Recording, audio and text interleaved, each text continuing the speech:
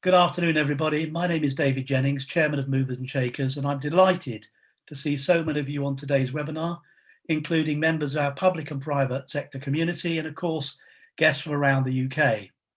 Now, for those of you who've not heard about Movers and Shakers, we've been organising events for over 25 years, bringing together key players from both public and private sectors, creating best-in-class forums, conferences, and networking across the UK. Now, we've recently developed and launched our state-of-the-art public and private sector community platform to enable our members to make new contacts, arrange meetings, share knowledge, and of course, showcase their organisations. Our mission in 2021 is to promote public and private sector collaboration. And frankly, today's event is a very good example of what we're delivering. So if you're interested in being part of this initiative, please get in touch with us and do join us. Today's event is in fact a collaboration between ourselves and the High Streets Task Force. The High Streets Task Force was commissioned by the government in 2019 as part of its plan for the High Street. Its aim is to facilitate and support local authorities in regenerating their high streets and town centres. It's underpinned by 830 million from the Future High Streets Fund, and this will be invested in 72 areas across England. In addition, there is a recently announced Welcome Back Fund of an additional 56 million to help boost the look and feel of the high streets. Now, excuse me, today's event is supported by Leslie Jones Architecture, who have to be one of the most experienced firms of architects in the design of town centres and in the development of the modern shopping centre. Now, in recent times, the firm, now part of RSBG UK, has returned to its roots in regeneration and is now very much at the forefront of urban renewal. With collaboration at the heart of its agenda, Leslie Jones has co-founded Urban Kind, a consultancy entirely focused on regeneration for both public and private sectors. They're doing some really interesting stuff around physical and digital relationships, experiences, environments, and branding. Now, without stealing the fund of our contributors, there is little doubt that the high street, aka town and city centres, are crying out for investment and transformation.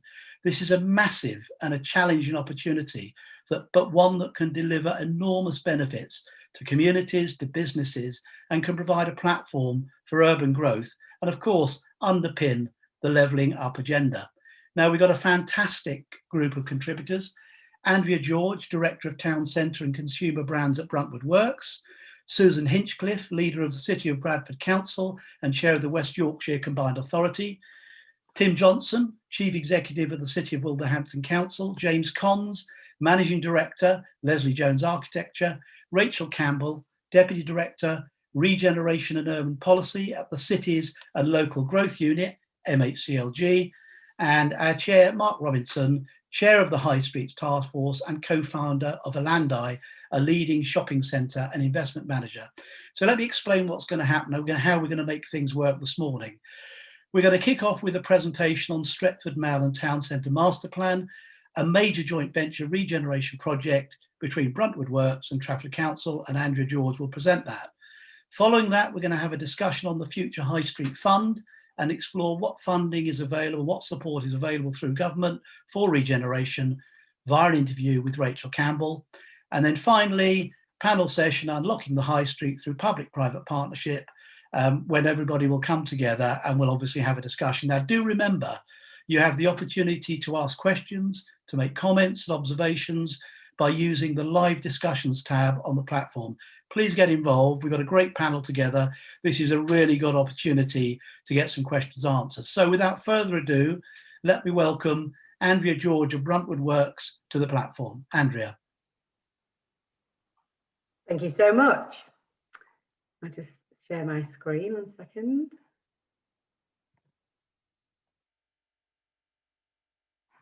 Let's hope this works. Aha, here we go. That's perfect. Okay, thanks very much. Welcome everybody. Nice to meet everybody virtually. And I'm delighted to take you through the Stratford Master Plan. For those that don't know Stratford, it's a proper Mancunian town. If you think of Liam Gallagher and Terry Christian, you've got the measure of the town. And it's also a satellite town for the city centre. Stratford Mall and the Stratford Master Plan is a joint venture project between Bruntwood Works and Trafford Borough Council. Bruntwood Works is a purpose-driven business, and our purpose is to make cities, towns and places thrive. It's our mantra. And we're long-term investment partners, which means that we don't dip in and out again. When we're in for the long haul with the places that we invest in. Trafford Borough Council have very similar values when it comes to creating communities, rather than simply developing for profit. And so when they were looking for a private sector development partner to help drive forward a commercial development, we were excited to have the opportunity to grow communities and regenerate a town centre. Unlike many public-private partnerships, our collaboration with Trafford Borough Council is 50-50, and the project provides a massive boost to the borough's economic regeneration.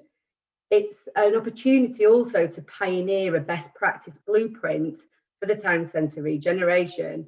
And a strength of the partnership is the fact that we had a long-standing and valued relationship between us. All right, excuse me, not going on to the next slide. Is there? Sorry about that. Right now, the Mall is Stratford Town Centre. It's an island site, inward looking in the main, and the town centre is a massive, very busy dual carriageway running along one side of it. And the opportunity is to transform the Mall and the town centre into a greener, healthier and more sustainable town with a heavy focus on reimagined retail in the high street.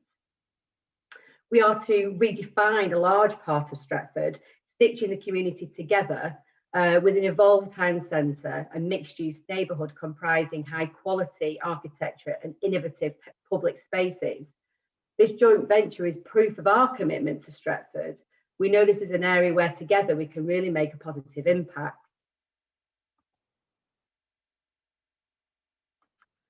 Before the Mall, Stratford was centred around King Street, which offered the convenience of local shopping, with shops providing everything from stamps to sausages, from tripe to tobacco, and from bread to boots. We were mindful to keep the historical King Street at the forefront of our minds whilst we were going through the redevelopment process. Oops, sorry, trigger happy. There we go, sorry. And for many years, Stratford thrived around a bustling high street and also had a really vibrant leisure economy with a popular cinema and spaces for communities to interact, festivals and street parties, and chances for local experiences to bring people together. Let's see if I can just do that. There we go. Arndale Mall, when it was built in 1969, was right at the forefront of the trend for shopping malls. It was really very futuristic, but it split opinion even then. And it was built on the site of King Street, and also homes had to be demolished to make room for the enormous shopping centre. But once it was built, it became the place to go, not only for shopping, but to meet friends, hang out. And people have many happy memories of the big fish tank and fountain, which have gone down in legend. However, over time, shopping habits changed, and the opening of the Trafford Centre nearby meant that the Mall slowly declined. And despite a rebrand in 2003 to Stratford Mall, fewer people visited, many of the shops closed, and parts of the Mall itself were demolished. And this is Stratford Mall now. Stratford Mall is still central to the community, and retailers such as Aldi, Boots, Heron Frozen Foods and Quality Save sit alongside independent businesses. Recently, Stratford Food Hall opened, which has brought a resurgence of independent food and beverage operators with the likes of Longford Tap and The Hive, and some retail success stories from startups that are embedded in the community, like the Play Cafe and the local sustainable fashion hub, Stitched Up. These businesses have helped to drive interest and footfall from a younger demographic. And whilst there are some green shoots of recovery for leisure, the fact remains that the physical limitations of the Mall mean that there are many barriers to it becoming a successful fit-for-purpose town centre. As a retail centre, Stratford has long been a town of declining fortunes, with vacancy rates constantly above the national average. The strategic position of the Mall creates an opportunity that can act as a catalyst for the regeneration of Stratford as part of the Area Action Plan being developed by Trafford Council. Building on the future success of the Mall site, the Area Action Plan aims to continue the reconnection of the town and its different neighbourhoods through the reimagination of highways, the development of public realm, and the identification of different development plots. To create a sustainable town centre, we have to form partnerships beyond the one with Trafford Council. Each member of the community is a partner, and so public engagement was key. We kept the early consultation events deliberately open-ended, using them as spaces for residents to reflect on what does and doesn't work. And rather than presenting plans at that stage, we were actively listening to what the community had to say. We believe in people first for places to last. The starting point for change is putting people at the start of the conversation and keeping them there, and very central to it. And that standard is something that we've been particularly responsive to when it comes to our work at Stratford Mall. The first public consultation event was well attended, gaining over 3,000 interactions with residents. Through various workshops and interviews, forums, residents were able to give, or rather were given the opportunity to express their initial thoughts. The results of the consultation were used to inform and to deliver an initial master plan for retail, food and beverage, public realm, workspace and residential within a well-connected and well-knitted together community. We then tested these ideas with the local people at subsequent consultations. These events, due to COVID, then needed to be online. The Love Stratford consultation allowed us to capture the community's idea of what was important to them and what a successful future Stratford town centre looked like to them. And they told us, people wanted a better, busier town centre. And they said the area is ready for change and they wanted to see improvements and investments for the benefit of local people. They wanted a better, pedestrian route and links and connections around and through and across Stratford. They asked for better quality environments with more greenery and open public spaces. And they saw the canal side as a major attraction and wanted this opening up and to have that better connection with the town centre. And these, the community's ideas informed and underpinned the master plan.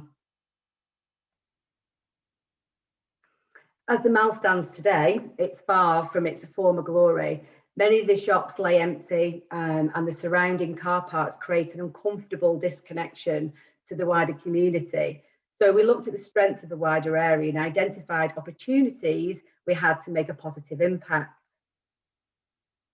Firstly, we recognised the strong community of Stratford. When something happens in this town, the community really rally around. And to give you an example, through COVID, the food bank literally couldn't take any more food in due to the generous nature of the local people. Next, it was apparent that Stratford is well connected.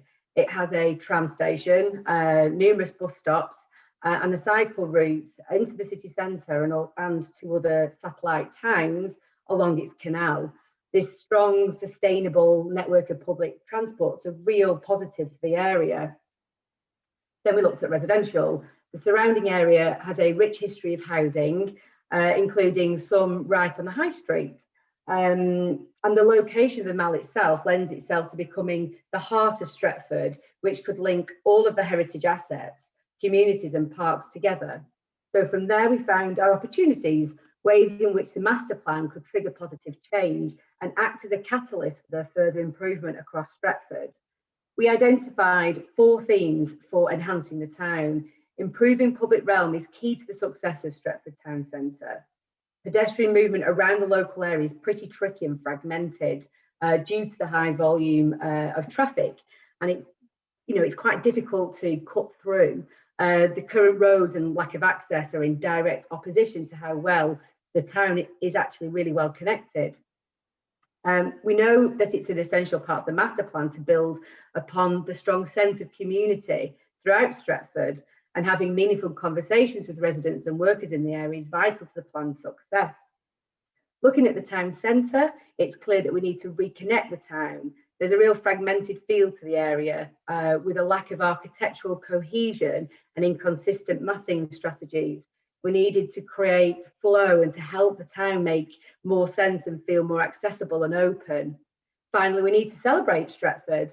Stratford has a huge amount of local history and heritage, and this is currently overlooked and should be brought into focus through the proposal's designs to celebrate its unique past. To ensure long-term viability of the town centre, re-establishing the experience is important to help promote a thriving neighbourhood with a strong sense of community. We planned our consumer behaviours to help build a picture of what people might want from their town centre. By providing new places for people to live, work and play, there are opportunities to integrate and engage with surrounding existing communities.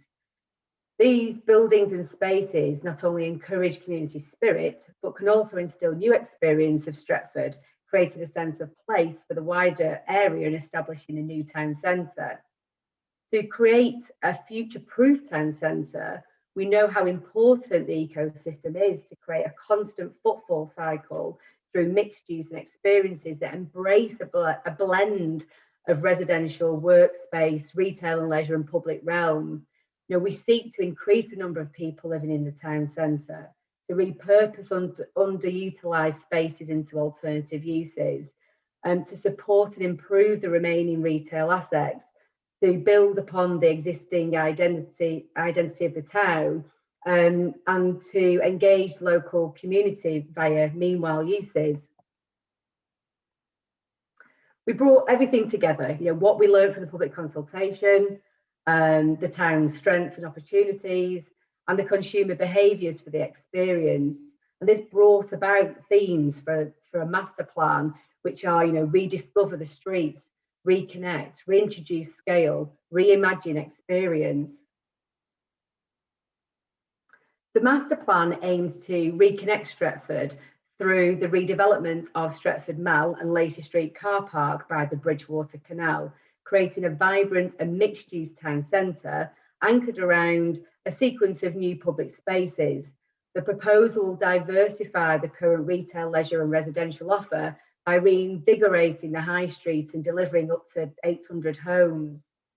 This master plan also aims to reimagine Stratford into a place for people, creating a sustainable town centre with a rich variety of uses and services, including a new public square, or more than one, new public squares and open spaces, a central park which provides a green biodiversity corridor for public engagement and enjoyment, the retention and repurposing of the multi-storey car park to provide both car parking but also a new flexible event space, the creation of a maker's yard, a place for independent small businesses and an evening economy to thrive, and the opening up the access to the canal side and the cycling routes.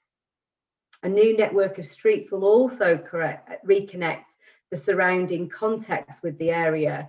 The new squares will be defined by retail or homes and will consolidate the character of each area. And the new open spaces will contribute to the new residents' well-being and offer a place for people to meet, play and relax. The future High Street addresses, well, let me start again, sorry. The future Stratford High Street specifically addresses problems faced by high streets and town centres all around the UK. But our strategy puts people at the heart of the town with new places to play, work, shop and live. The emphasis of the master plan is ensuring social, economic and environmental sustainability for the town, backed up by the £17.6 million future High Street government funding. This funding helps us in achieving high quality infrastructure and a resilience and attractiveness to the public realm that really adds to the social value of the place. in our sector, we can no longer run with a singular narrative of property. We need to think about the cultural shifts around the future of towns and how people engage with brands. A huge part of the work we've done to date has been considering how we respond to these changes and help places to become dynamic and future-proof. Whilst flexibility, connectivity, and evolving retail demands that are supported by technology are essential to the high street, we must remember that the future high street has the same values as a high street of the past, thriving, independent places, and where localism isn't just about convenience and comfort, but offers a local distinctiveness that attracts others to the area. I thought I'd finish up with some of the latest CGIs, and this is of Lacey Street, the old Lacey Street car park and the Bridgewater Canal, and you can see how it's been opened up with both leisure on the ground floors and residential above. And this is the entrance into the reconfigured King Street Retail High Street, which leads to a public square. And finally, this is a representation of one of the housing types, the provision, and you'll notice the appropriate massing and the high quality design with family friendly areas in between. I hope that gives you a real sense of the journey that we've been on, and I'm happy to take any questions.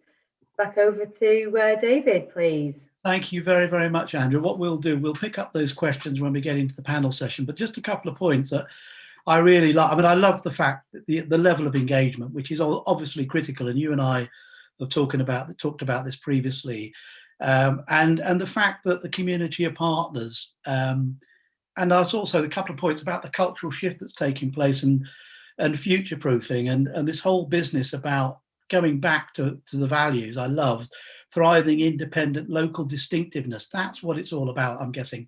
Right, well, listen, thank you for the moment. We'll put you back on the panel shortly. But now what I'd like to do is welcome Rachel Campbell of MHCLG and Mark Robinson to discuss government funding, the support with the High Street. And as this session concludes, as if by magic, the panel will appear. Thank you very much. Thank you, David. And thank you, Andrea. That was impressive, inspiring stuff said with passion. I love this idea that the answers are in going back to the future. I was on a panel earlier today where I said that the successful high street in the 2020s is going to look an awful lot like a high street in the 1920s, which you articulated brilliantly. So in an upgrade to the advertised offering, we are joined today by Rachel Campbell, who is the head of Regeneration Cities and Growth Unit at MHCLG. Now, why do I say this is an upgrade? Well, firstly, because she's my boss effectively at the High Street Task Force. But far more importantly, I think you will find in the next quarter of an hour on the panel that Rachel is, again, a very well-informed, passionate advocate for our town centres and places, which isn't surprising given that she used to be the senior policy officer at the BPF, as it were. So we'll also be hearing shortly that Rachel might be moving to Wolverhampton. So I've prepared a little quiz for Rachel to see how much research she's done on her future home. So a couple of questions, one easy one, one really difficult one. The easy one is, so what is the name of the ground of the mighty Wolverhampton Wanderers Football Club?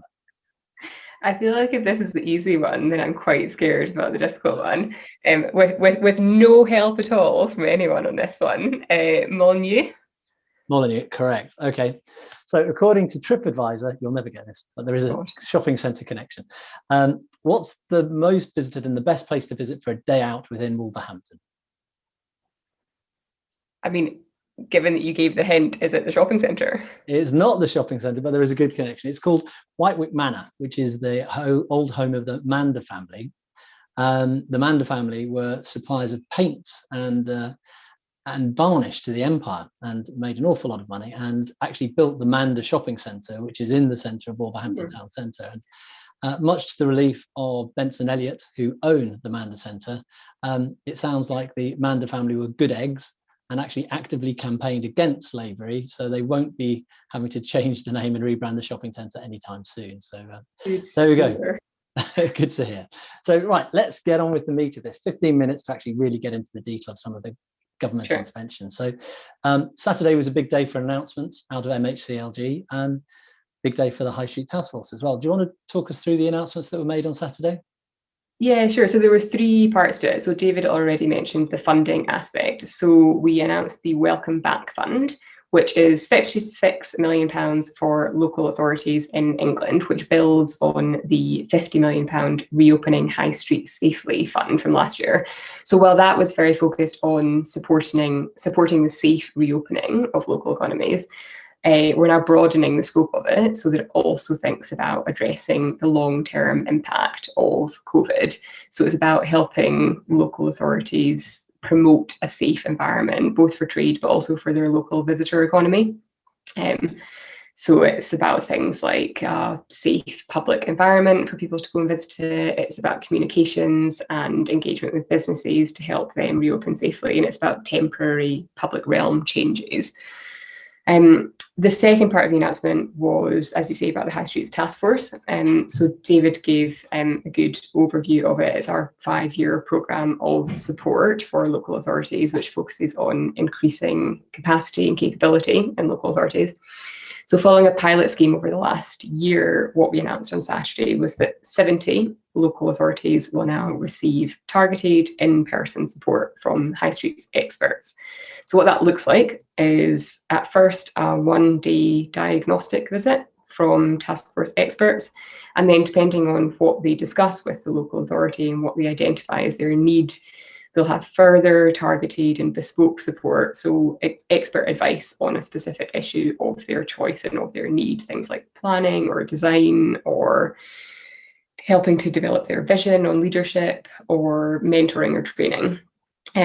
So that's now going to be rolled out across 70 local authorities. We're conscious that a big part of what some local authorities struggle with is access to and understanding data.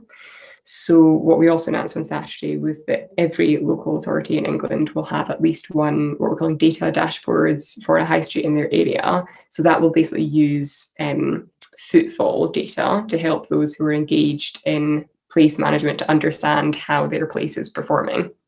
And then the third part of the announcement, which I don't think we've talked about, but worth flagging, is the government response to enforcing the parking code of practice that we're working through. So making it fairer for consumers and introducing a single appeals service.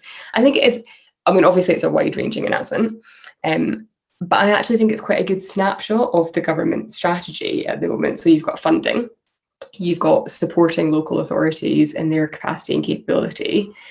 And then the final part, so it's about regulating private parking operators, basically. So it's both about working with the private sector, but it's also, I just think, a recognition that when you talk to a lot of people about what they want on their high street, they might not immediately see some of the structural regeneration things that we'll talk about in this discussion. They might see, I want better parking access, or I want it to be cheaper for me to access it, or I want less graffiti and a nicer street to walk down. And actually, I think it's important that we don't lose sight of those things that day to day make people want to go and spend time on their high street.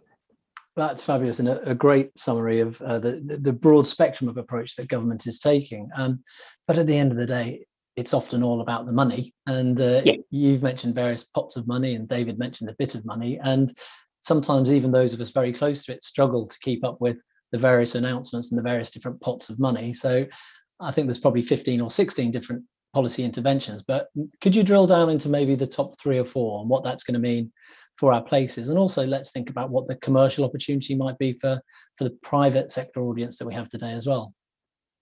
Yeah, I think, throughout all of the funds, a key part of them is going to be involvement and engagement from the private sector. And yeah, definitely conscious there are quite a few funds, which I think just shows the scale of the commitment from government on this. So starting, I suppose, chronologically, you've got the Future High Streets Fund, which Andrea was also talking about there. So from that, we've now allocated £830 million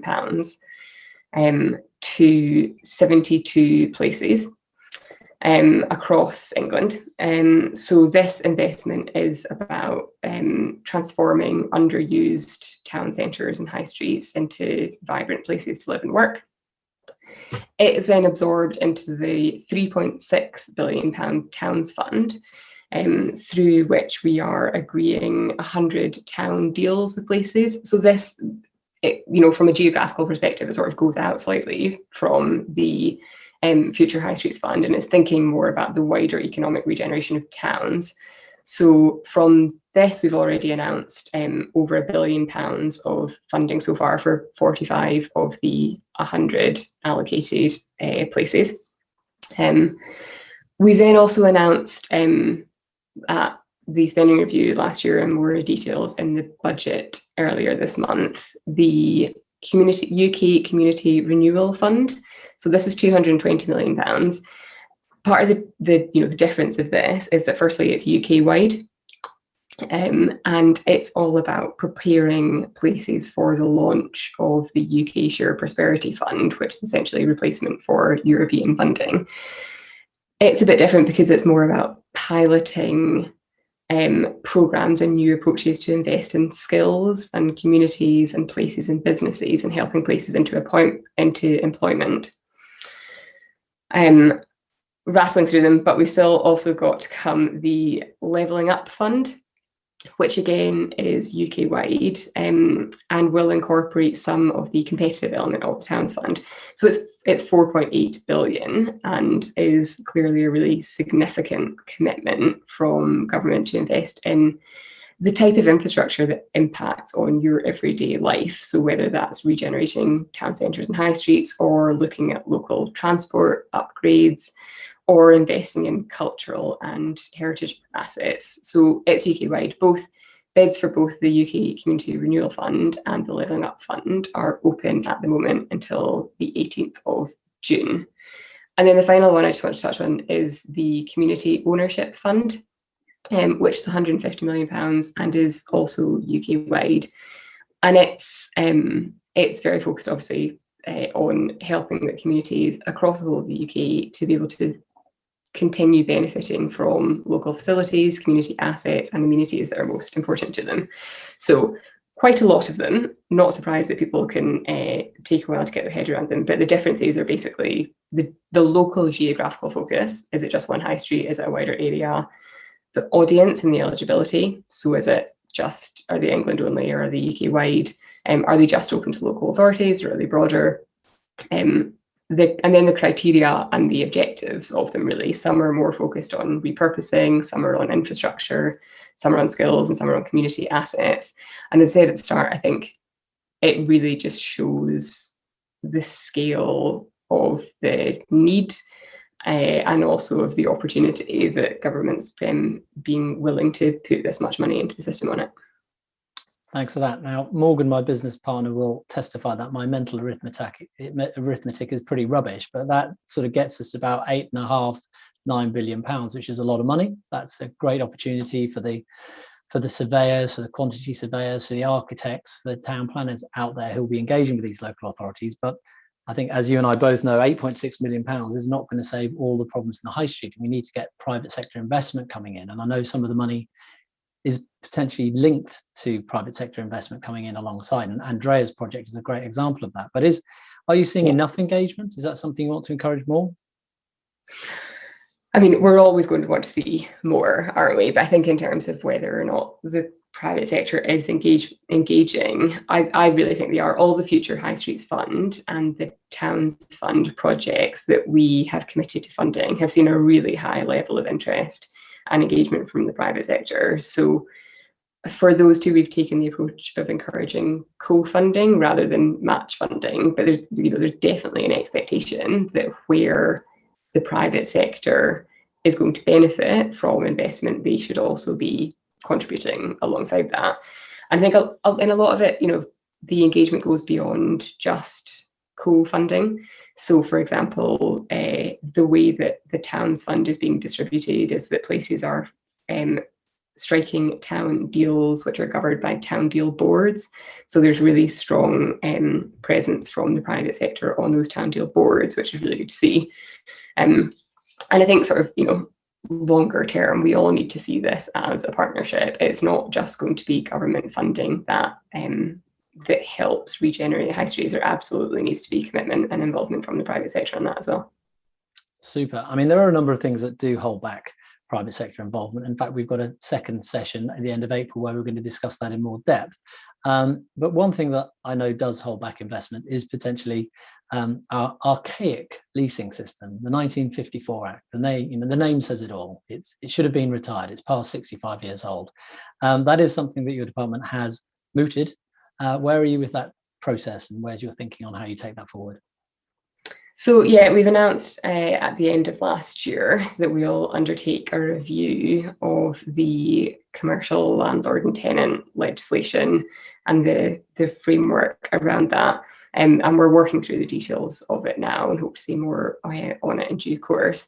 I think that us talking about the 1954 Act or framing it as commercial leasehold reform risks underselling it, I think, because it makes it sound quite dry, let's be honest, whereas actually, not to get too sort of oversell it, but leases are what gives businesses the opportunities to try out new things and to expand their businesses and I think it's really an opportunity for us to properly deliver on our high street and town centre objectives here. I think we'll release the full scope of it when we see more of it. I think as an overarching objective, having something which leads to a more sort of functional regime where new and existing businesses are supported, and really, for me, it's all about improving the relationship between parties involved, and it's about helping them use space more efficiently, use space more flexibly, and both feel invested in the success of that property. Then, if you get all of those things, then it will absolutely make a really positive impact. I couldn't agree more, and I think you'll find a very welcome audience with the occupiers as well. This is reform that everybody wants to see. So on the subject of success and measuring success, final question before we bring the panel in. The High Street Task Force runs until 2024. So for my report card in 2024, what does good look like? What am I supposed to be delivering?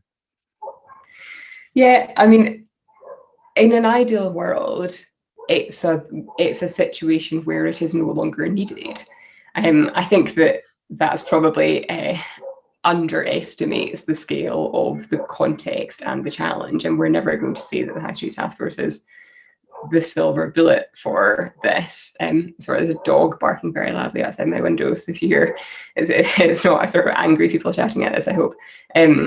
So I think really, what does success look for it? It's about establishing partnerships that live on beyond its lifespan, is a really key part of it. And then it's just about seeing clear progress on its 4 objectives. So have local authorities had their capacity boosted by these training that we're talking about? Have placemaking skills been developed, and are they sustainable?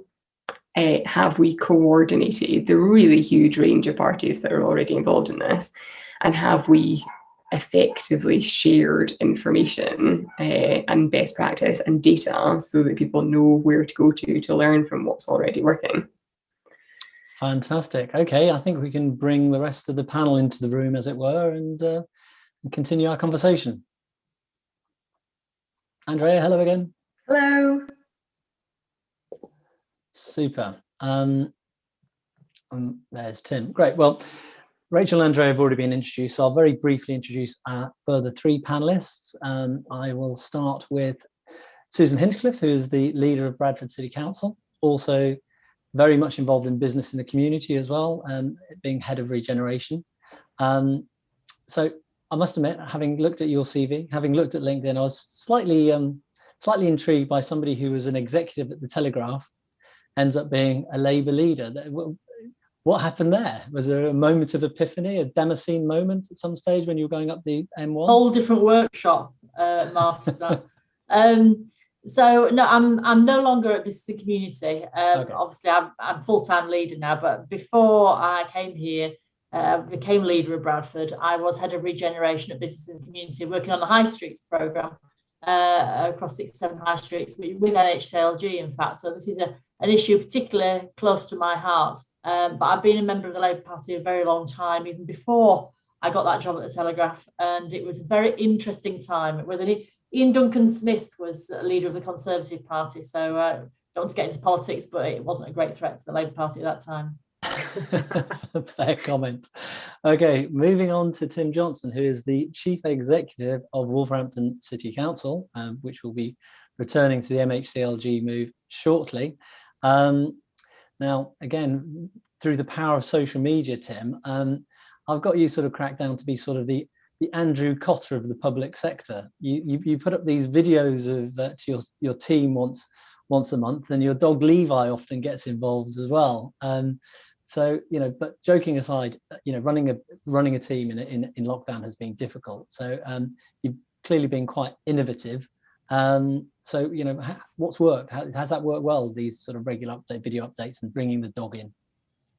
Yeah, if you just said a year ago that I would spend a big part of my week recording little videos for staff, and I thought you were mad. And the involvement of your dog and getting out is all part of just saying to people, and particularly staff, actually, working from home has been really tough. You need to take breaks. You need to look after yourself. So I think Levi's become a bit of a cult personality in the organisation. Is more popular than his dog dad, but it's all part of just saying, look, we're all human beings. We're all getting through this, and yes, we all have important roles in life, but actually, getting a break, taking the dog for a walk, doing all those things are really important just to keep, on top of your own personal well-being. And last but no means least, because at the end of the day, he's very generously footing the bill for this, we come to James Conn, so I've known for a good while, who's the Managing Director of Leslie Jones Architecture, a leading practice at designing shopping centres whilst we were still building them. Perhaps we'll touch upon some of the mistakes James may have inadvertently made during his career. Possibly. And David did mention Urban Kind, which I must admit, when I first found that on your LinkedIn profile, it sounds a bit like a skincare brand for metrosexuals. And if it is, I'm bang up for it, mate. Just tell me where I can buy it. But what's that all about? I think, in a nutshell, and this panel is a testament to that, is that how we did things in the past has kind of failed our communities, our places, our cities, and our towns, as change has overtaken the ability of our infrastructure, our policies, everything to cope with that change. And so I think, and we think at RSBG, that there is a need for a different approach, bringing different skills together in a different way, looking at the process in a more incremental manner. Not reaching necessarily for the architect and for the first solution. Actually, maybe it might be a digital solution, it might be an app, it might be a very simple intervention that starts that change. And I think it's just, we looked at amongst all of ourselves in the business and the wider business and said, how do we help each other, help towns and cities and communities get back on their feet? And that's what started the debate, the conversation, and hence Urban Kind. Fantastic. So we're all very much fellow travellers on that journey on this panel.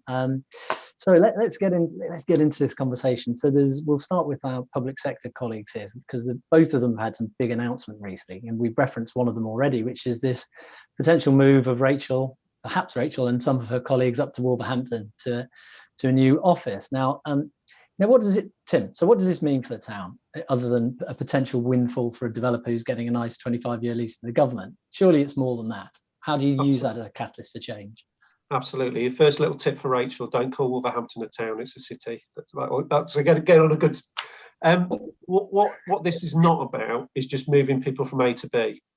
What we're really excited about the opportunity, because it will bring a government department into our city. It will bring policy shapers, decision makers into our city who we can engage with on the broader discussion that we're having today about how we shape successful communities moving forward. And I was talking to MCHLG colleagues earlier this week, and we were talking a little bit about, well, what does success look like?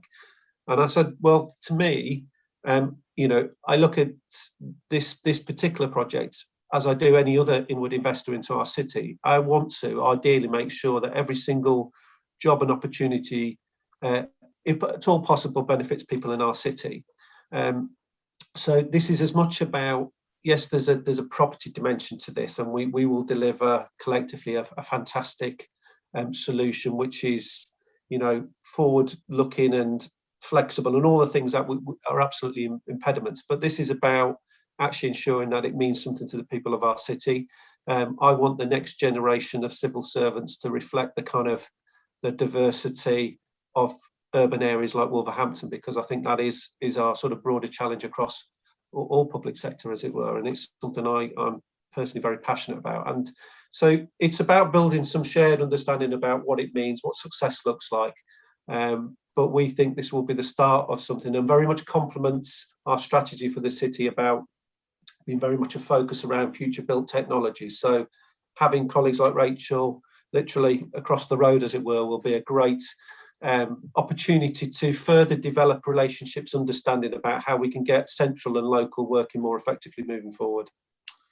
Well, the wine bars of Wolverhampton will probably do quite well based on my interactions with them HCLG. But anyway, right, moving on to Susan. So Susan, I know Susan quite well. I've been up to Bradford and seen many of the interventions that you've done. But the big news coming out of Bradford is a £500,000 railway station.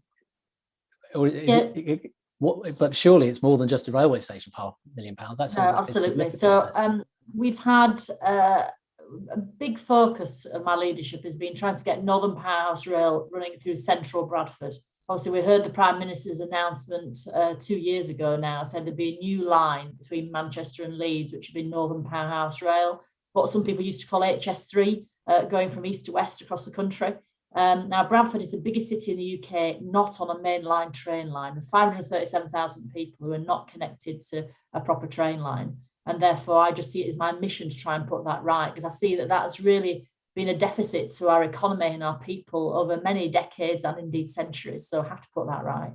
And for our city and town, obviously it's a wider regional benefits, which I can go into, but also for this focus, we're on town centres. And that transport hub connectivity, we heard about it in Stratford there. We've got really good links, so they've got some recipe for success there. But if you don't have that, it's really difficult attracting the investment around those transport nodes. I mean, I'm still arguing with DfT about it, whether it's a parkway station, it's sort of in the middle of nowhere on the borders, or if it's going to be in a city centre. Now, obviously, from an MHCLG point of view, it should be town centre first, shouldn't it, really, as we've had a lot of discussion in planning policy about town centre first. But DfT colleagues are not in the same place. So there's something about MHCLG trying to influence DfT actually to make sure they realise that town centres are so important investment. They're such important barometers for people's lives that we need to put them first in all our policy planning. And having that investment in Bradford as a station would really make us a destination for all sorts of other investments coming our way. And if you talk about, I'm really pleased with Wolverhampton, by the way. I'm really pleased to see government departments coming out of London. But we had a decision about HMRC about 3 years ago now, pulling all their jobs out of Bradford, 2,500, and taking them to Leeds primarily, because Leeds has got better transport links. And therefore it becomes sort of self-fulfilling, doesn't it, really? So that transport nodes are really important to making sure that we connect our city and town centres, but also realising the wider regeneration benefits of it. It's not just getting from A to B. Obviously, it'd take us 10 minutes to get to Leeds, or it'd take us 10 minutes to get to Leeds and 22 minutes to get to Manchester, which is great. It transforms the north. But it's actually about what comes around that. Just a positive decision for Bradford, saying you're going to get a station, would immediately raise land values and makes conversations with developers a lot more productive. And so therefore, government mustn't underestimate those positive decisions about major pieces of infrastructure, because it has impact on all the aspects of regeneration in town and city centres. So, James, we're talking about major infrastructure moves to kick off regeneration. We're talking about government departments moving around the UK to start this levelling up agenda most of us passionately believe in. That's a bit different from the sort of urban regeneration that the retail property industry has been involved in. And do you want to talk us through what we got wrong and how we're going to get it better in the future? Yeah, I mean, maybe Susan, I completely agree with what you've just said. I think the investment in infrastructure, the connectivity of towns and cities, brings commerce, it brings people, it brings that flexibility, and people bring, bring their wealth, they bring their ideas, they bring their creativity, and that's what establishes places. How we did it in the past was off a model that was a valuation-led model. It was and to sort of stay with the rail analogy, it was like the British Rail buffet solution for the UK. You got the same, didn't matter where you were going in the country, didn't matter whether you're in the southwest or the northeast, you still got the same sort of shriveled sandwich. And what's actually now needed is a much more nuanced approach that relates to the local produce. So when you are traveling through different parts of the country, you are savouring the different aspects of that place. And to Andrea's point at the beginning with a fantastic presentation, is that is about research-led solutions. It's about really understanding what the stakeholders want, really understanding what characterises that place. And I remember we were doing some work in Leeds with Jamie Kerr, Susan, I believe you know, and we're just talking about the sort of sense of arrival as you come into Leeds Station, which is a bit of a disheartening sort of, or was, hopefully it's changing. And I just said to the guys, has anybody stopped to platform 3 on Doncaster Railway Station, where there is the Draftsman's Ale House? It's a fantastic little pub run by local people with a heritage about the draftsmen who are designing railway structure and infrastructure. Fantastic selection of beers, fantastic selection of snacks. It's almost worth getting off the railway at that point to have your lunch and then get back on the next train. And that's the bit about sort of the differentiated approach, the local approach, and the nuanced approach, which we didn't have in the past, which is what we need now, which is where this money that Rachel's sort of announcing week on week should be focusing its attentions. I think both Tim and Susan have made it very clear that they represent cities, and cities, the city state is something they wear with suitable pride. But there has been quite a lot of debate with the COVID impact around the differentiated effects between towns and cities, and I've got a couple of questions here. So Rachel, MHCLG have, whenever there's a problem, they set up another task force. So there is a new task force, which is being headed up by the indomitable Sir Howard Bernstein, and which is the Urban Regeneration Task Force. Am I correct? So it's the Urban Centre Recovery Task Force, and Sir Howard is on it, but it's actually headed up by Secretary of State and Peter Freeman, so formerly of Argent and Chair of Homes England. Properly high-powered. So how does that differ from my ever so humble little High Street Task Force then? The first thing to say is that I think we've always thought that the High Street Task Force maybe doesn't, as a title, give it its full due, in that it's not a sort of 12-week task and finish group. It is a 5-year programme of reform. The Urban Centre Recovery Task Force is much more of the traditional government task force, in that it's, as you say, joined by the great and the good of local authorities and public and private sector investors. It is focused on, as it says, urban centres, so city centres, whether large or small, but also large town centres. I think some of the funding that has been announced has not necessarily been about smaller places at all, but it's not focused on large cities' central business districts. That's not its purpose. But the Urban Centre Recovery Task Force is about what is the impact on COVID on the built environment in our urban centres.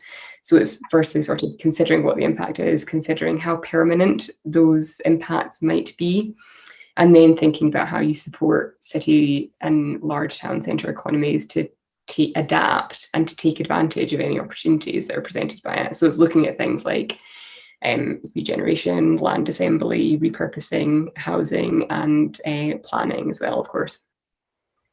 So, Andrea, Bruntwood are famous for their massive city centre office portfolio. That's the sort of the core of the business, which everybody knows them for. But your part of the business is very much investing in the smaller towns surrounding the Manchester conurbation. So, what was the driver behind that? It's interesting actually, because we have an office building within Altrincham already, Station House, and I think we've always supported thriving not just cities but towns, and the hub and spoke model is probably coming more to the forefront than it has for some time. I think from from my perspective, city centre offices, we tend to be in high footfall locations. There is retail and leisure on the ground floor, and we understand the importance of having that amenity on the ground floor. A given location becomes cool or desirable because of what's on the ground floor, not necessarily what's above. But the ground floor provides the amenities for the office workers and vice versa. And in fact, in some of our pioneer buildings, the city centre, we are putting hospitality in our reception areas as opposed to a reception area. And so I think that blending of work and life and F&B and retail is applicable whether it's in a city centre or a town centre. And so when the opportunity arose to invest in both Stratford and Altrincham, which are slightly different proposals, but all around regeneration and being additive to the community, we felt that we could apply our knowledge equally to a town centre as we could do to a city centre. If I ask Susan and Tim whether or not Wolverhampton or Bradford are going to be winners or losers out of the COVID problems we have, I'm only going to get one answer, clearly, so I won't ask that. So how do you think your city centre uses are going to flex as a result of the 2020 COVID crisis? I guess for us, COVID has put a huge additional challenge into the mix, but we've been into this conversation and the thought process about reimagining our city centre and our sort of secondary town centres for years.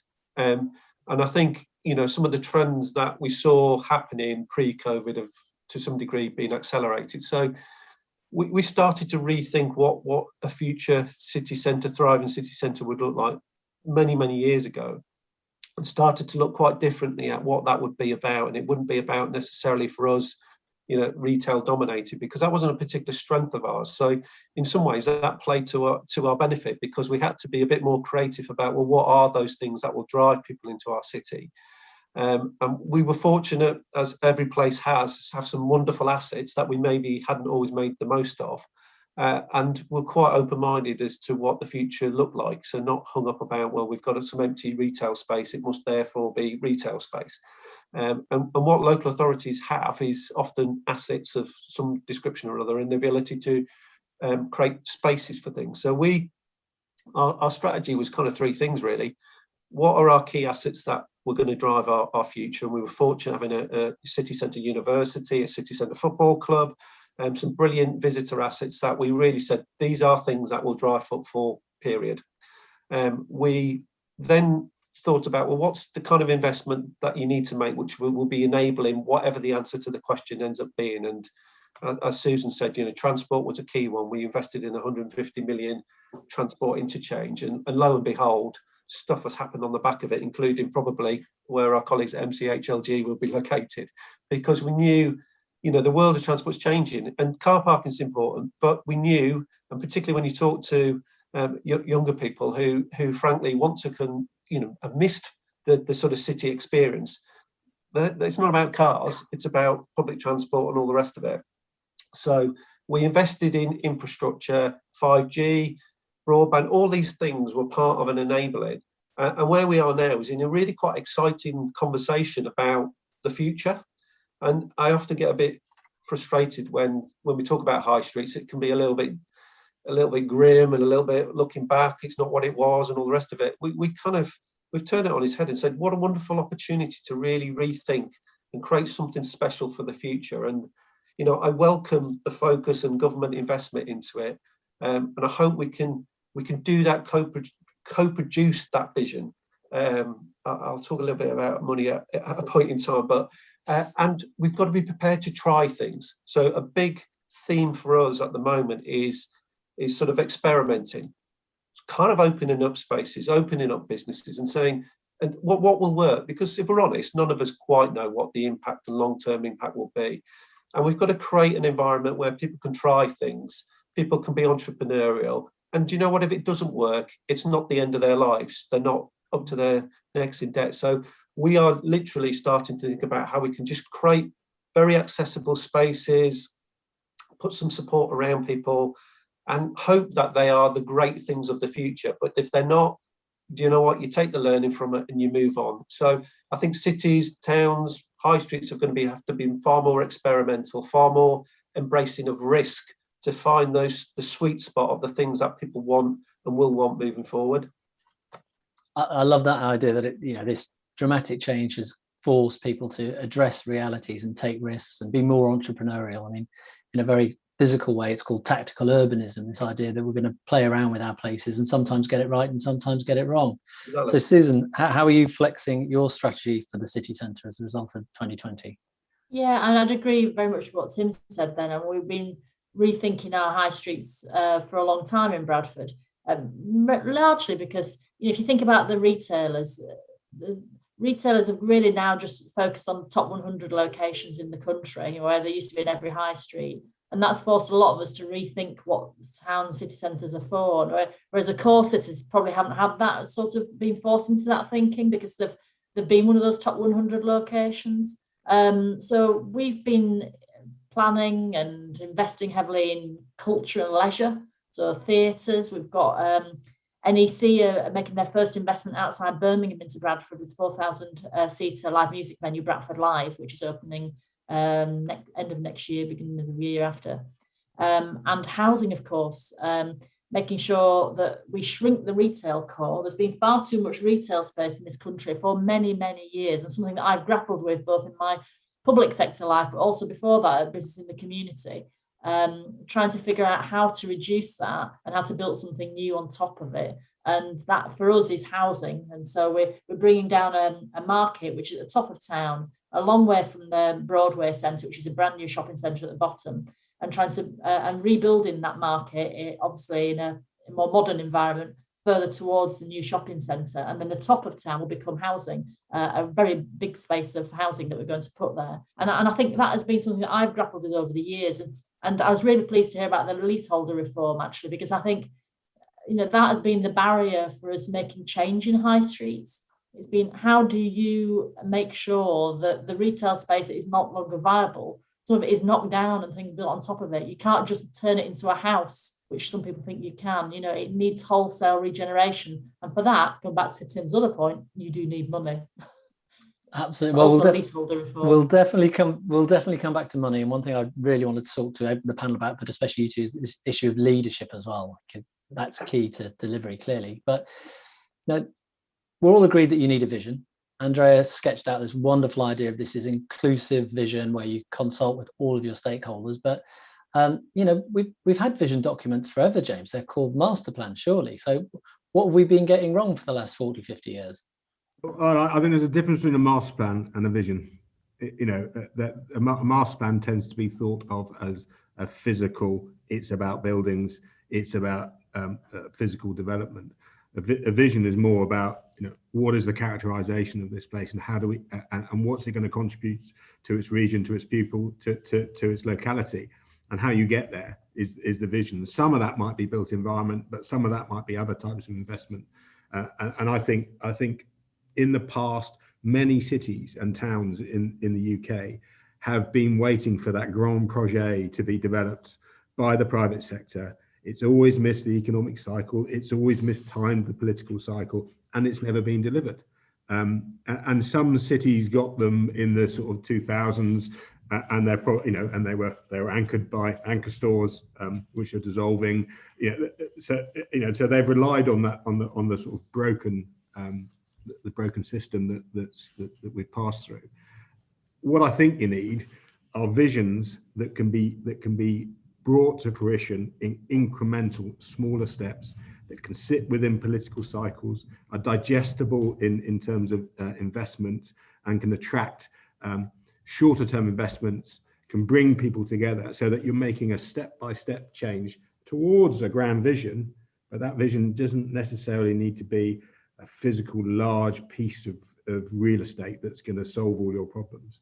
And that's where I think the mistake, that's where I think we need to shift. That's why, we've sort of recognised that there are different ways of needing to work with one another, with other consultancies, with other skills, with the local authority and with private sector, trying to bring that all together to focus in on our individual places, spaces and towns.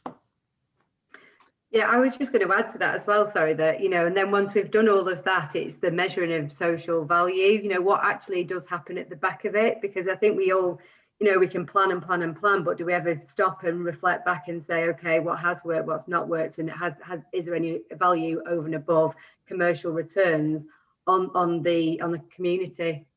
I think that's a good point, and to Tim's point as well, of 5% to fail, you need that 5% investment where you test and you trial and you see if this works. Does that gain support in the community? Did our footfall go up? I mean, I think I remember, as a chair of REVO, we went around for the awards, we went around a number of local authorities, and we looked at and Bradford won the first award actually, and I think the mentoring that was put in place, the structure. I remember visiting an artisanal baker who I think he had a desk job before he became a baker, had a passion for being a baker, and Bradford City Council enabled this chap to open a bakery.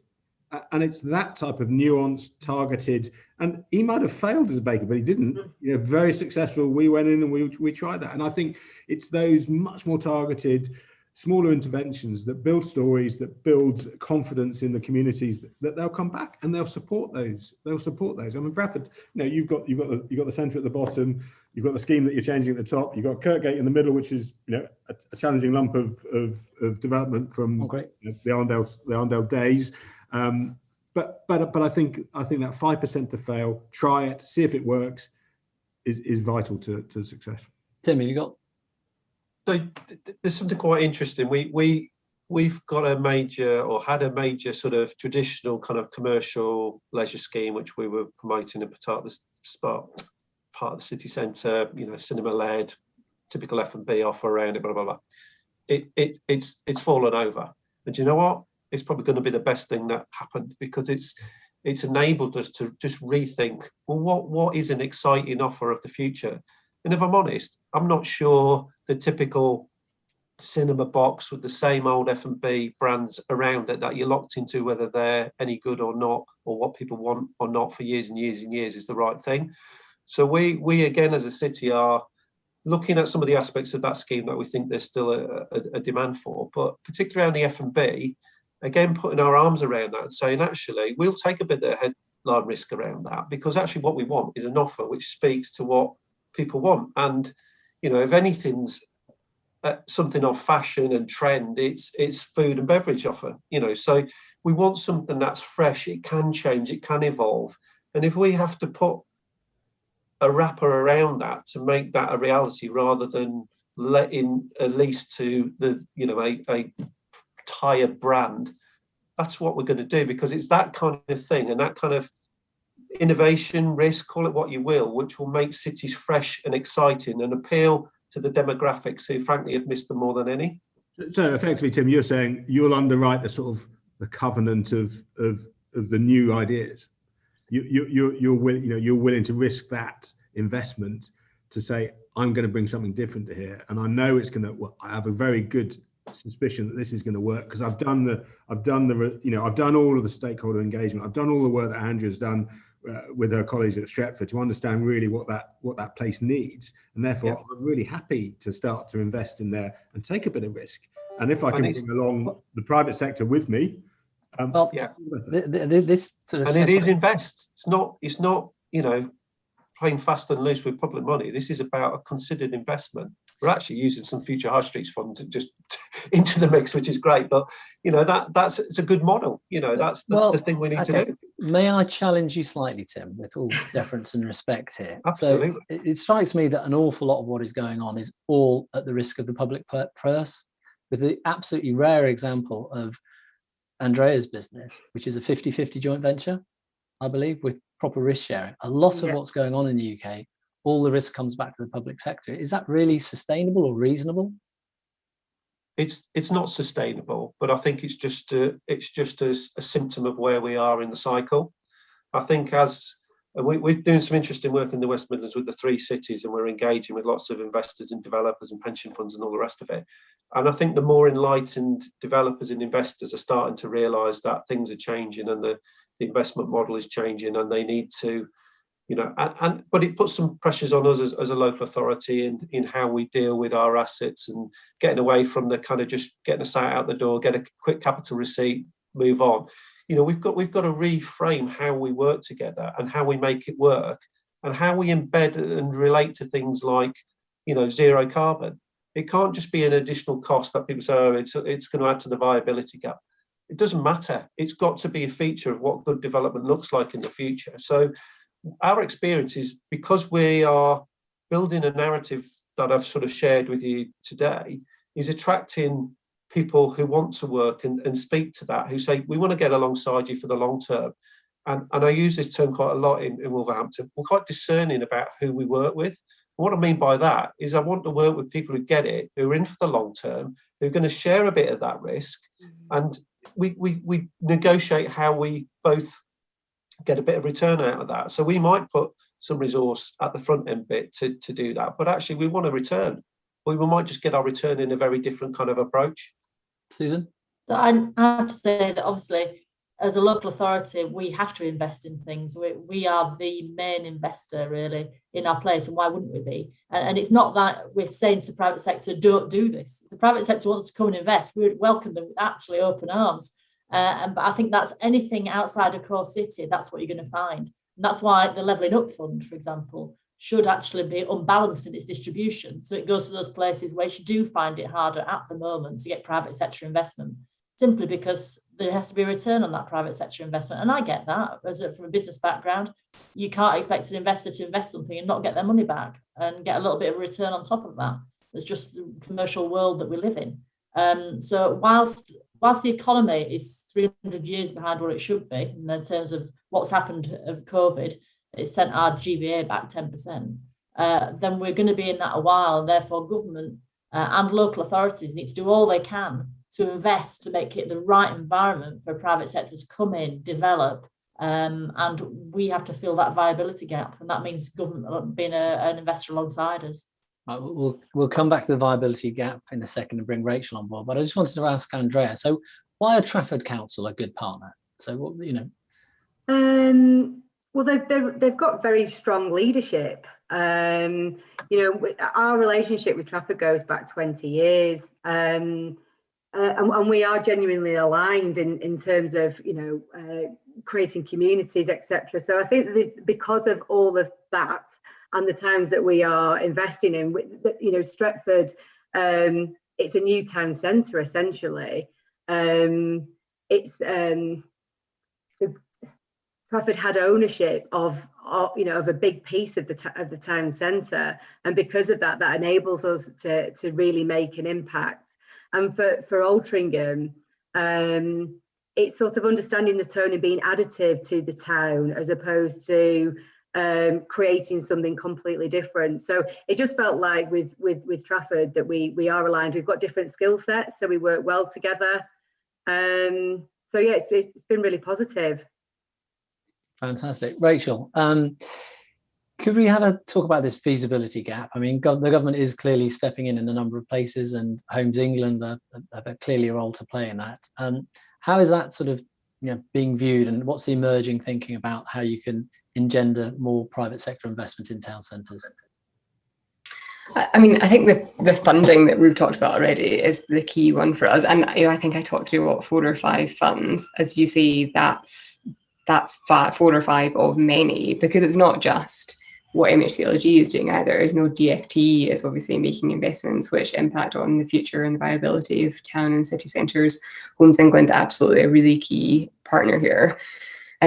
So there's several things that we're doing. The first is obviously around funding. The second thing is around, as Susan's saying, sort of creating that framework where public and private sectors feel as though they can come in and see a future in that place. And a lot of that comes back to, how do you make sure that everyone is on board with what that future is, which takes us back to the vision point.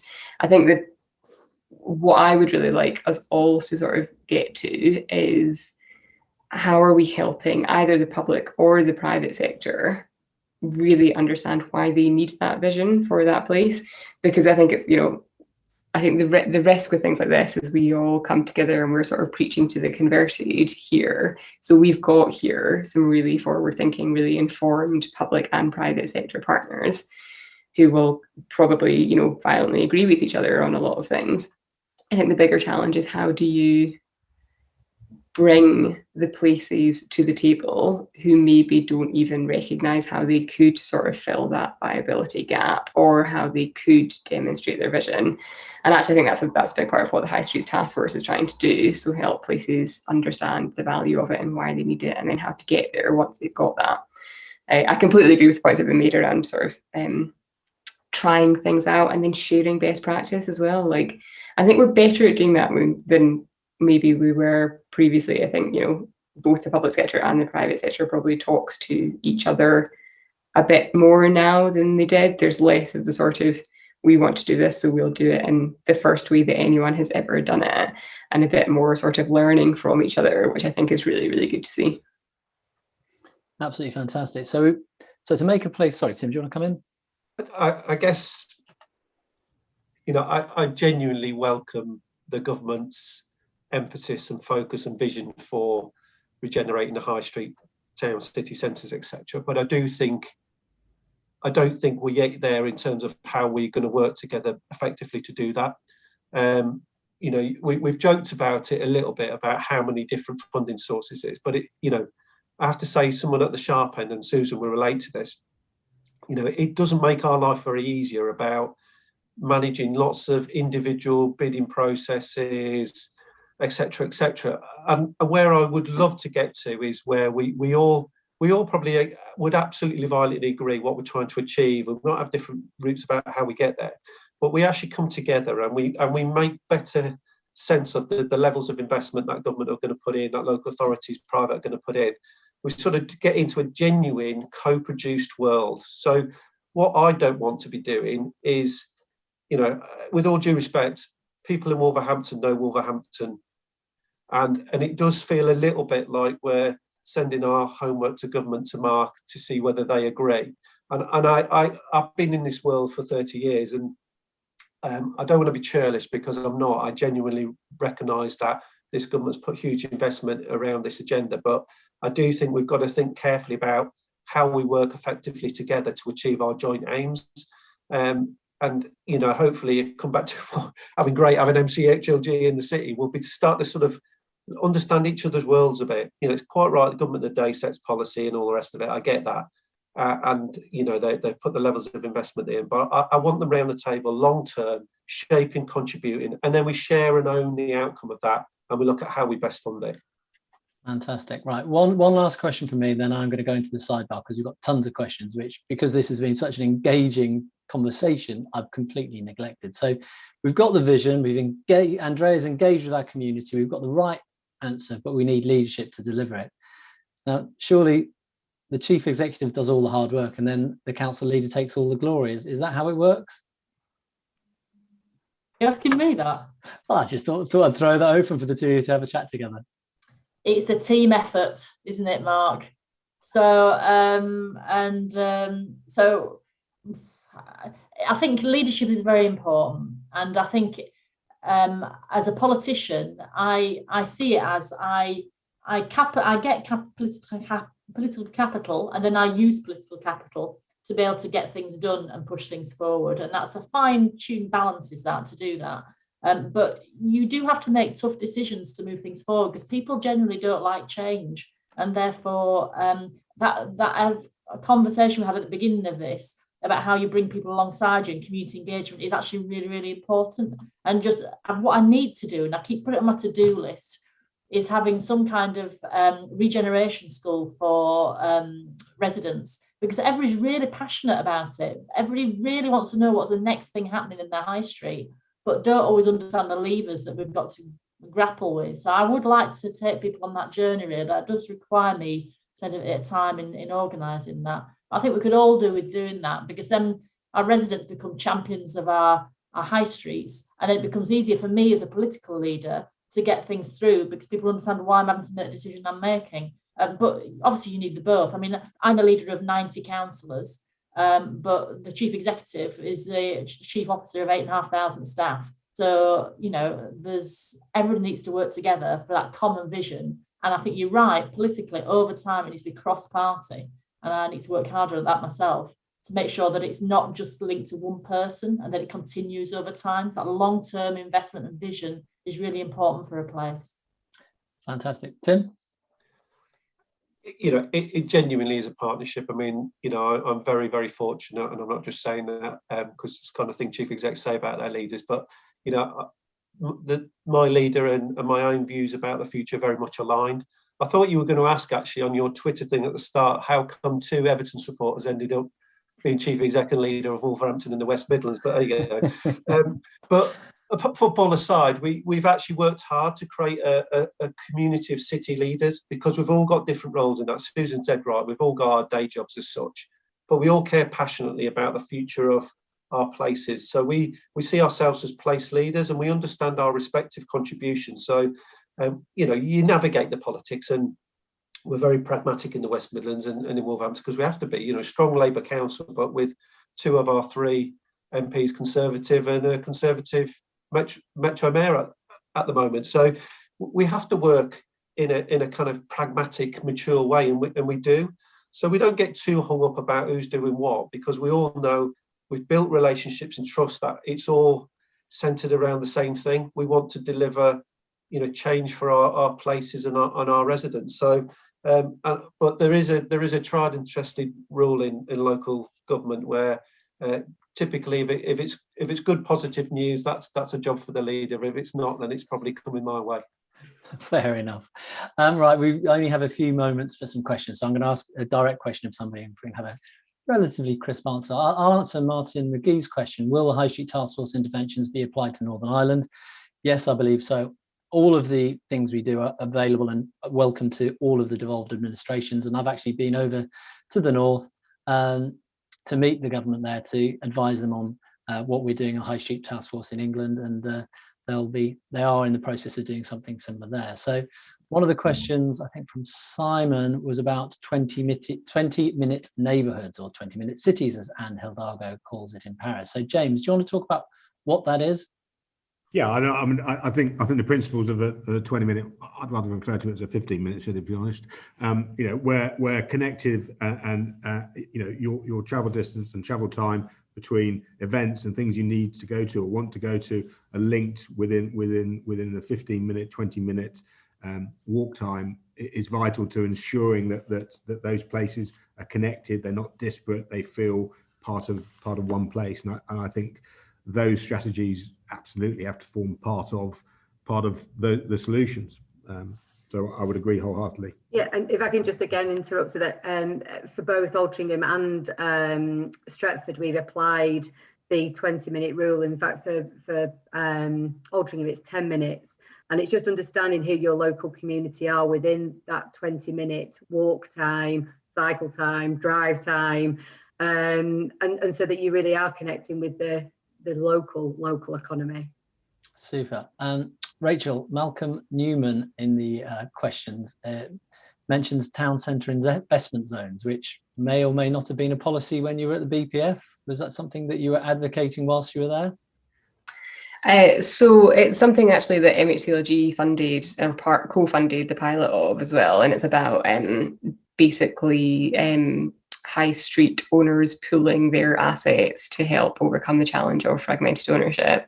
There's no sort of immediate plans to take it forward again, but I think looking at the issue of fragmented ownership and also absent ownership on the high street is definitely something that it's worth all of us considering, because that comes up time and time again, and the fact that, you know, that's a report from 5 years ago and we're still talking about it implies it's not gone away. I just wanted to add on the High Streets Task Force and Northern Ireland point. So definitely all the resources that are up on the website are available to all, whether local authorities or business groups or community groups, etc.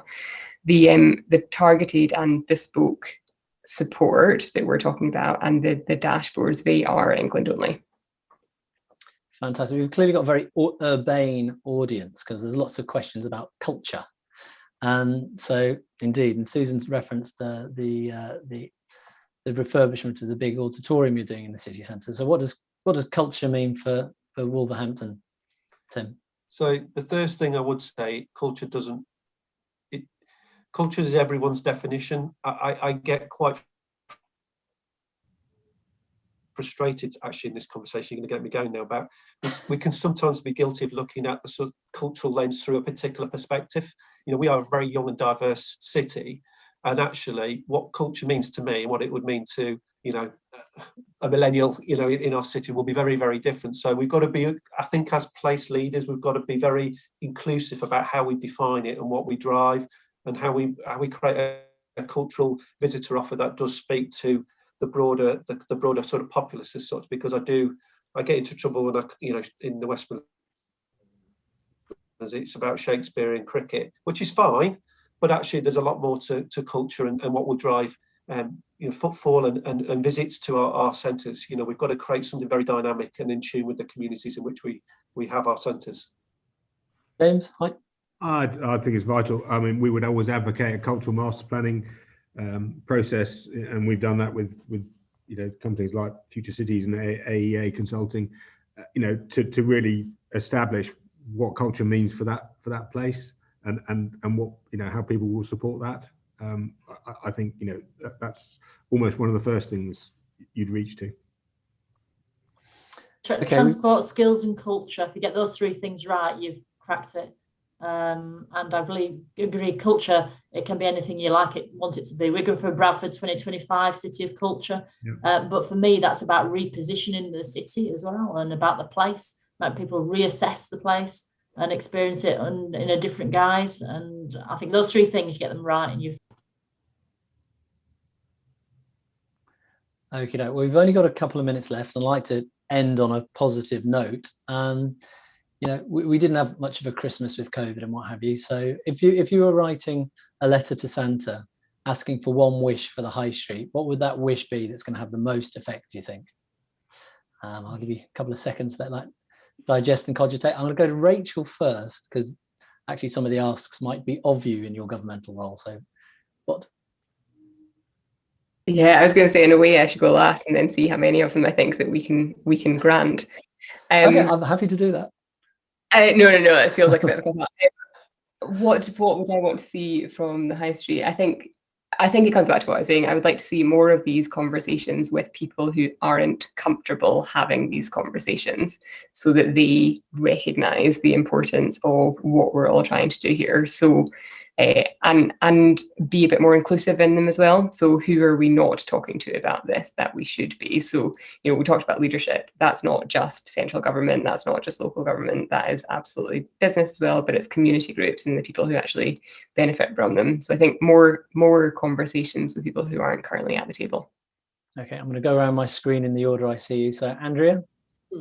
I think my wish is just for people. You can't do anything if people aren't on the high street. So whether that's, shopkeepers, workers, anybody, the community, we just need people. So we want people back on our streets.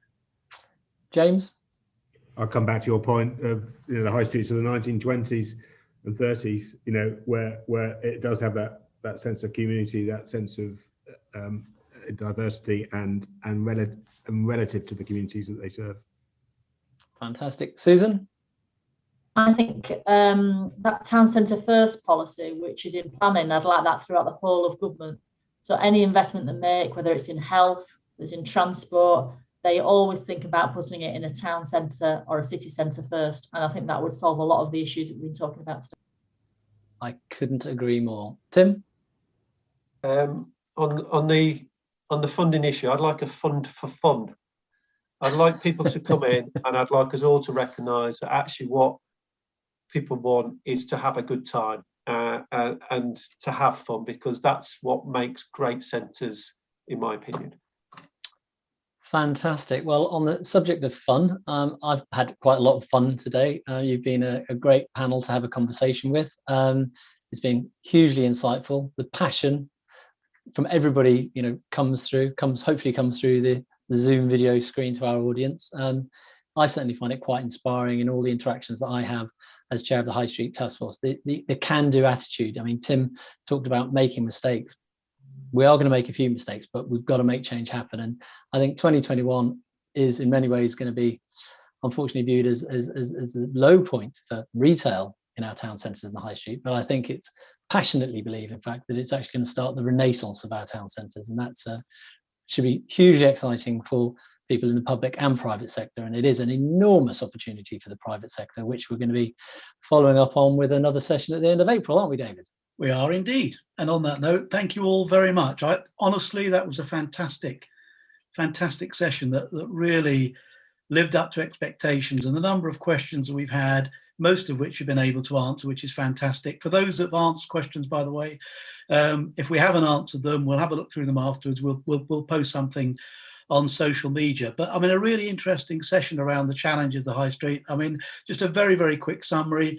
It isn't just about funding, it isn't about money, it's about process, it's engagement, it's education, it's improving local knowledge, and it's delivering better outcomes, and it's about collaboration.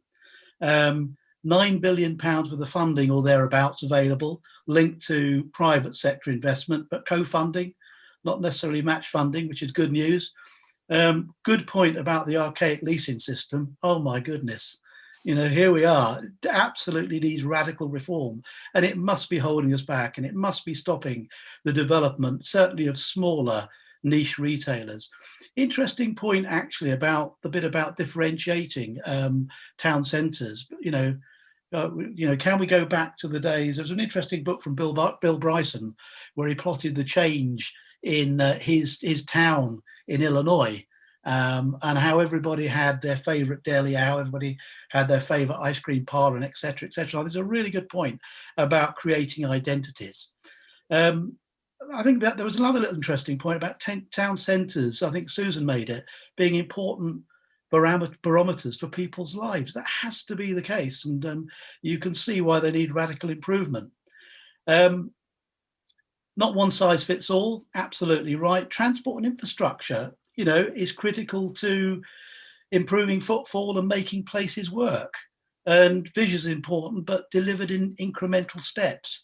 And there was another interesting point made, and I think it was Andrea, about measurement being important to being able to give constant feedback and to influence the change going forward. Transport skills culture equals the right solution, and I think that was Susan, and when you've done that, you've cracked it. So a great note to end on, and I think probably final word really, Tim, you know, we need a fund for fun, don't we, Tim? We love that. I'm all for that. I'm on my way to Wolverhampton now, Tim. I'll be in your office in a moment. But listen, thank you all for joining us.